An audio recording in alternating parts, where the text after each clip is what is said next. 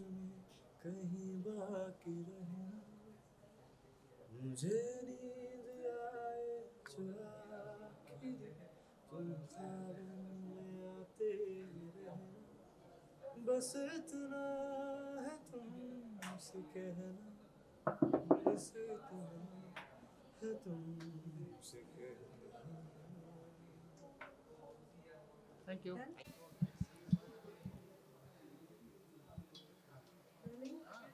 Well सबसे पहले ये जानना चाहेंगे इंडियन आइडल का पहला दिन और आज कितना कुछ बदलाव देखने मिल रहा है और कितनी खुशी मिल रही है टॉप 6 में आने के बाद। ऑब्वियसली टॉप 6 तक का जो सफ़र रहा है बहुत ही ज़्यादा ही सीखने वाला रहा है हम सभी कंटेस्टेंट के लिए, क्योंकि हमने जहाँ से शुरुआत करी थी उसके बाद से जो जर्नी हमने पूरी देखी है उसमें हमने बहुत सारी चीज़ें सीखी भी है, बहुत सारी चीज़ें जानी है।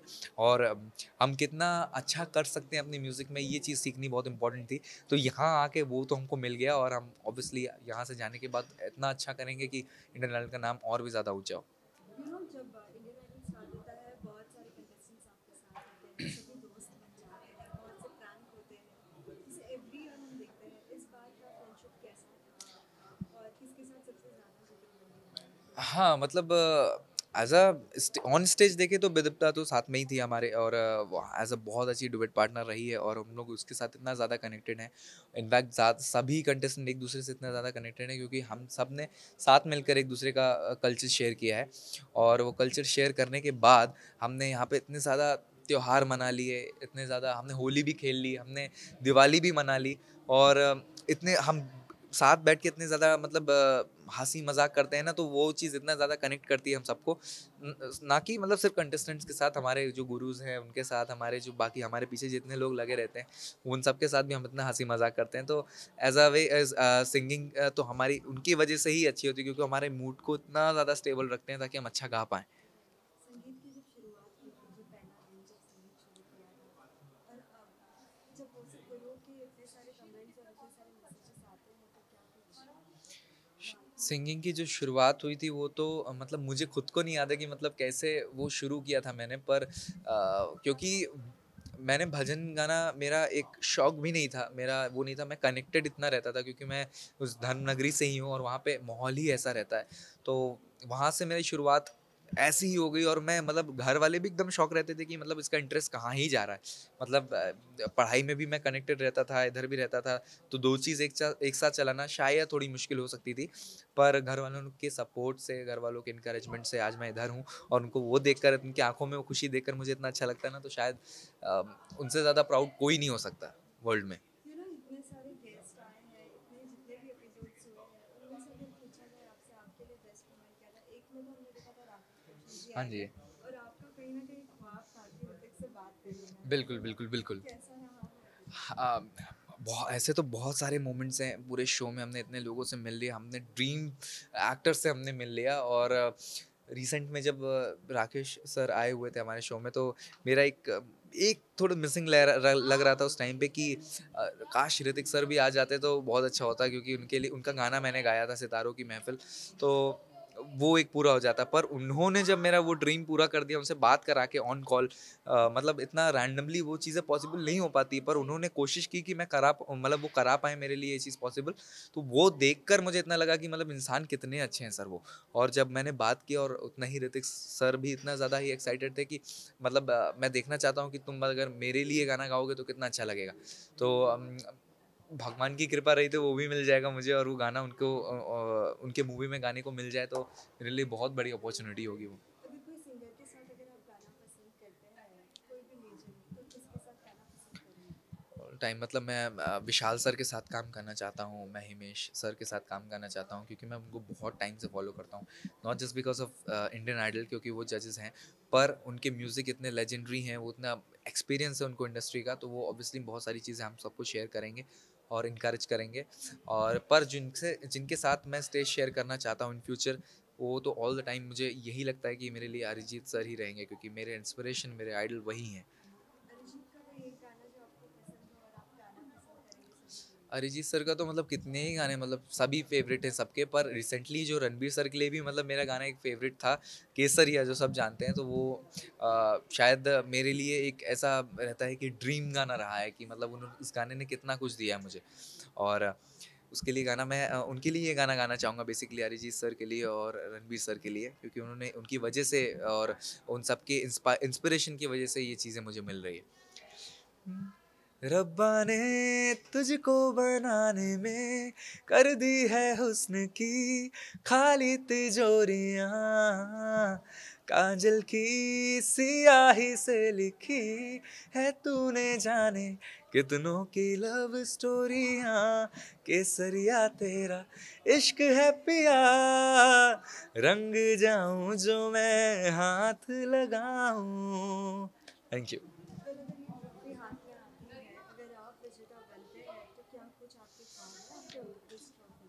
हाँ, म्यूज़िक को लेके मैं बहुत कुछ करने वाला हूँ अगर इस ट्रॉफ़ी मेरे हाथ में होती है, क्योंकि एक इंडियन आइडल बनना एक मेरा ड्रीम है, और वो मैं अगर आप सबका प्यार रहा, आप सबका सपोर्ट तो हमेशा से ही रहा है वैसे, पर लास्ट आप मुझे एक परफॉर्म करते हुए ड्रीम फिनाले में देखोगे, उसके बाद आपके वोट्स से ही जिसको भी आप विनर बनाओगे उसकी लाइफ तो कम्प्लीटली चेंज होने वाली है, क्योंकि ना कि सिर्फ विनर की, इनफैक्ट सभी टॉप 6 की, क्योंकि वो उन्होंने बहुत मेहनत करके आज वो पहुँचे हैं और इस म्यूज़िक को ऐसे लेवल पे ले जाने वाले हैं कि इंडियन आइडल पे जब वो एज अ गेस्ट आए ना, तो वो उनको भी फील होना चाहिए यार हम यहीं से निकले और यहाँ पे एज अ गेस्ट आए, तो ये कितना प्राउड की बात होगी सभी के लिए जो हमारे लिए इतना लगे हुए हैं।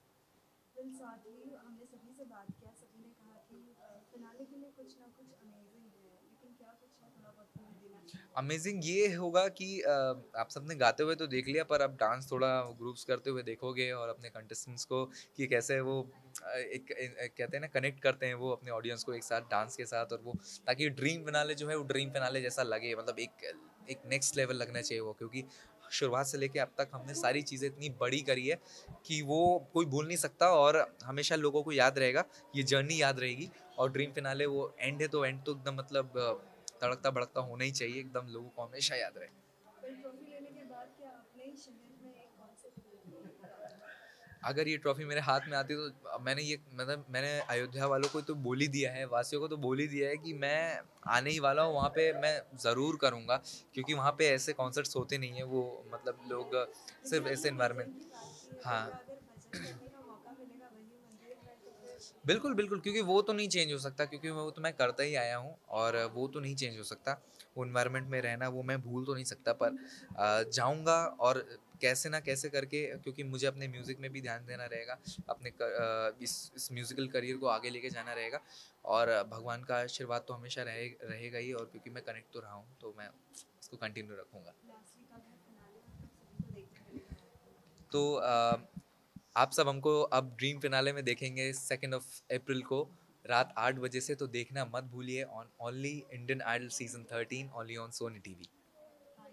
Thank you so much. Just your be मैं क्या करूँ आप लोग बताओ, एक साइड फोन लेके खड़े रहते हो, कभी ऐसे रहते हो, तो कंटिन्यू में माइक इतना सारा लेके खड़े रहना, हाथ दुखता है हम लोग को।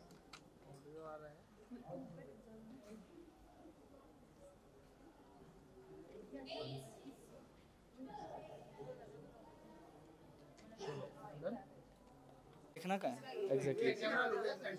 ओके ऐसे कैसे देना यार, पहले शिवम क्या कहना चाहते हैं, इंडियन आइडल का फर्स्ट है and today you are top 6, तो कैसा लग रहा है? टॉप 6 में होना अपने आप में बहुत बड़ी बात है, और क्योंकि ग्रैंड फिनाले है तो फिनाले की वाइब ही अलग होती है, एनर्जी ही पूरी अलग होती है। जितने महीनों से, जितने हफ्तों से हमारी पूरी मेहनत है, वो पूरी एनर्जी हम फील कर पा रहे हैं इस वक्त, एंड बहुत ज़्यादा एक्साइटेड हैं अपने एक्ट को लेके। एक्ट डिज़ाइन हो रहे हैं, हमारे प्रॉप्स बन रहे हैं, तो वहाँ से पूरा हमारा बहुत ही ज़बरदस्त होने वाला है एक्ट इस बार। साथ ही फिनाले के दौरान फिनाले के बाद तो सभी दोस्तों से मिलना नहीं होगा, लेकिन फिर भी सबसे अच्छी अगर बॉन्डिंग पूछी जाए तो किसके साथ आपकी अच्छी बनी? सी ऐसा कहना तो सही नहीं होगा, क्योंकि सभी के साथ मेरी बहुत ज़बरदस्त बॉन्डिंग है, और भले ही ये शो मतलब इसके बाद आफ्टर फिनाले हम लोग मिल नहीं पाएंगे ऐसे रेगुलर जैसे हम यूज़ टू हो चुके हैं इस वक्त, क्योंकि इतने टाइम से हम साथ में so it has been a long journey, लेकिन we are really looking forward कि हम लोग शोज़ करेंगे और ज़िंदगी के सफ़र में तो सारे आगे जाएंगे एक साथ। बात करें रियलिटी शो की, तो इसके आगे आप किस तरह का रियलिटी शो करना पसंद करोगे? ये तो मतलब इसके आगे तो पहले ये तो अभी ख़त्म हो जाए, क्योंकि इसके आगे तो जितने भी मतलब रियलिटी शो हैं वो फीके ही हैं, मतलब क्योंकि आइडल अपने आप में एक बहुत बड़ा एक प्लेटफॉर्म है जहाँ पे आना लोगों का सपना होता है। और मैं इस वक्त फिनाले में हूँ as a finalist in top 6। तो ये मतलब किसी मिरेकल से कम नहीं है। मतलब इसके बाद मुझे नहीं लगता है कि मुझे कहीं भी जाने की ज़रूरत है। मैं अपने आप को उस काबिल बनाना चाहूँगा कि इसके बाद बस अभी एक मैं मतलब इसके बाद कभी मुड़ के ना देखना पड़े। क्या प्लानिंग है इसके आगे? कोई फिल्म में गाना गाना या कोई एल्बम वगैरह निकालना? हाँ, मतलब as a singer playback singing तो हर किसी का ड्रीम होता ही है, लेकिन क्योंकि जैसे जैसे टाइम चेंज हो रहा है, म्यूज़िक चेंज हो रहा है, उस हिसाब से काफ़ी सारी वैरायटी हैं म्यूज़िक में भी जो एक्सप्लोर करनी चाहिए हम सभी को। काफ़ी मैंने यहाँ पे आइडल में आके बहुत कुछ सीखा है, अपने म्यूज़िक मेंटोर्स से बहुत कुछ सीखा है, म्यूज़िकली काफ़ी ग्रो किया मैंने, हर जॉनर के सॉन्ग्स गाए हैं, बहुत कुछ एक्सप्लोर करने की कोशिश की है। और इसके बाद भी मेरी यही कोशिश रहेगी कि मतलब अपना एक इंडिपेंडेंट म्यूज़िक मैं खुद बनाऊँ।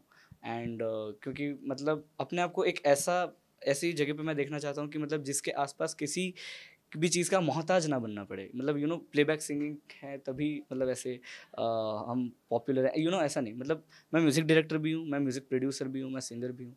सो मैं एक अपना वर्ल्ड देखता हूँ इन म्यूज़िक। इंडियन आइडल के सफर में बहुत सारे गेस्ट आते थे हर बार, लेकिन अगर कोई एक परफॉर्मेंस अगर पूछा जाए जिनके लिए आपको परफॉर्म करके बहुत अच्छा लगा हो, तो कौन सा था? सारे गेस्ट बहुत ज़्यादा स्पेशल है हम सभी के लिए, क्योंकि उनसे जो एक वाइब मिलती है, उनके लाइफ के बारे में हमको जानने को मिलता है कि उन्होंने अपने जीवन में कितनी मेहनत की है जब वो यहाँ तक पहुँचे हैं। सो उनके लाइफ के बारे में जानना बहुत अच्छा लगता है। लेकिन ख़ास एक मेमोरी जो है वो माधुरी मैम के साथ है, क्योंकि उन्होंने मुझे एक लुक ट्रांसफॉर्मेशन दिया था। तो पापा शिवम से मैं कूल शिवम में ट्रांसफॉर्म हुआ था उस टाइम पे। तो उनके सामने मैंने उनके जो गाने गाए थे, ओ प्रिया प्रिया और मुझे नींद ना आए। सो ये 2 गाने मेरे दिल के बहुत करीब हैं और मुझे बहुत अच्छा लगा जब मैंने उनके सामने ये गाने परफॉर्म किए। साथ ही टोनी ने भी आपके लिए कोई या गाना परफॉर्म किया था, right? How was that moment जब पता चला ऐसा कुछ? वैसे मतलब मेरे लिए हर सिचुएशन पे गाने बने हैं। मैं जब पापा शिवम था तो सोनाक्षी मैम ने मेरे लिए पापा शिवम पे रैप लिखा था। एंड मैं जब कूल बन गया तो टोनी सर ने आके मतलब उन्होंने मेरे लिए रैप गाया था। तो मतलब ये अपने आप में बहुत स्पेशल फीलिंग दिलाता है। एंड वैसे इसको मैं लाइफ टाइम चेरिश करूँगा अपने जब साथ। इंडियन आइडल की ट्रॉफी हाथ में आई थी तो फिर ये किसे डेडिकेट करना पसंद करेंगे? मेरे जितने भी वेल विशर्स हैं, मेरे पेरेंट्स, मेरे गुरु और जितने भी लोग मुझे चाहते हैं, उन सभी के नाम होगी वो ट्रॉफ़ी। हालाँकि कहने को वो मेरी ही होगी, लेकिन ट्रॉफ़ी एक मुझे लगता है कि वो एक ज़िम्मेदारी है, वो एक मतलब हौसला देती है अंदर से कि ये तो मतलब बहुत बड़ी चीज़ है, लेकिन सफलता की पहली सीढ़ी है, इसके आगे भी बहुत जाना है। सो हम अगर आप कुछ गुनगुनाए नहीं तो फिर हमारे व्यूअर्स बुरा मान जाएंगे। नहीं, नहीं, बिल्कुल, बिल्कुल गुनगुनाएँगे, क्यों नहीं। सो मैं पहले आपको वो गाना सुनाता हूँ जो मैंने आइडल में फर्स्ट मैंने ऑडिशन में गाया था। है जिंदगी गले लगा ले, है जिंदगी गले लगा ले, हमने भी तेरे हर एक हमको गले से लगाया है ना, है जिंदगी गले लगा ले। Thank you so much. फिर लास्टली कब आ रहा है फिनाले और क्या कुछ नए हिंट्स अगर देना चाहें, क्या कुछ आप परफॉर्म करने वाले हैं फिनाले पे? फिनाले जब भी हम नाम सुनते हैं तो मतलब मैं जब घर पे था तो मैं हमेशा एक चीज़ सोचता था कि जितने भी अवार्ड शोज़ होते थे उसमें जितने भी सेलिब्रिटीज़ होते थे उनके जितने परफॉर्मेंसेज होते थे तो उनके साथ में बैकग्राउंड डांसर्स होते थे, वो सारी प्रॉप्स आते थे। तो मतलब वही फीलिंग इस वक्त मुझे भी हो रही है, क्योंकि मेरे साथ भी जितने लोग मेरे साथ बैकग्राउंड डांसर्स गर्ल्स बॉयज़ मेरे साथ परफॉर्म कर रहे हैं, मतलब एक अपनी वाइब है। और इस बार का जो फिनाले है आज तक मतलब वैसा फिनाले हुआ ही नहीं होगा, बहुत बड़े पैमाने पे हो रहा है, इतने सेलिब्रिटी गेस्ट्स आने वाले हैं, कौन कौन आ रहा है मुझे भी नहीं पता। आप देखते रहिए, इस बार का फिनाले ड्रीम फिनाले होने वाला है, क्योंकि जब आए थे तो शुरुआत ड्रीम डेब्यू से हुई थी और अभी ड्रीम फिनाले है। तो ये सीज़न अपने आप में एक ड्रीम है जिसको मैं जी रहा हूँ। So this is dream come true moment for me and all of us, you will love it, stay tune. Thank you so much.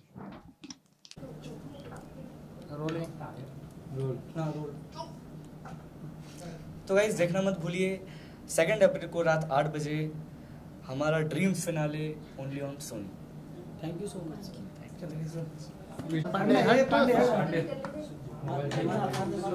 He has to go down. I cannot do it. Sorry No, no, no. If you're He has to go down. I will do it without. हो गया आप लोग का, तो छोड़ दिया भाई।